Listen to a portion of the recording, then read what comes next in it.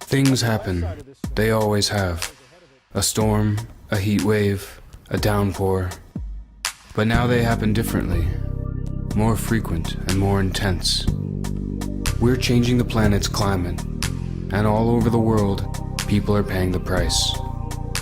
But because it's a big world, we don't make the connections we should. When Thailand has the worst flooding in its history, only a month after Central America has the worst flooding in its history, a month after Vermont has the worst flooding in its history, in the same year that the Mississippi River has the worst flooding in its history, and Queensland in Australia, a few months after Pakistan floods so badly 20 million people are forced from their homes. It's connected. Connected to the fact that warm air holds more water vapor than cold air, loading the dice for deluge, and loading the dice for drought too, since more water evaporates into the atmosphere. So it's really no surprise we've seen the worst drought in the American Southwest, and the hottest fires in Australia, and the crop-withering heat in Russia, and the staggeringly dry famine across the Horn of Africa. We're going to connect the dots on climate change and extreme weather, literally.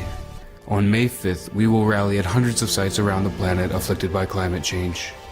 We'll show the world how the pieces of this puzzle fit together. You'll forgive us if we're just the littlest bit angry. It's not fair what's happening. The fossil fuel industry, in pursuit of ever more profit, is making life impossible for many of us. We should be mad. We're hopeful too, though. Hopeful that if people begin to make the connections, they'll draw the obvious conclusion. The time has come to move away from coal, gas, and oil. And we'll only do that if we start to connect the dots. Join us on May 5th, climatedots.org.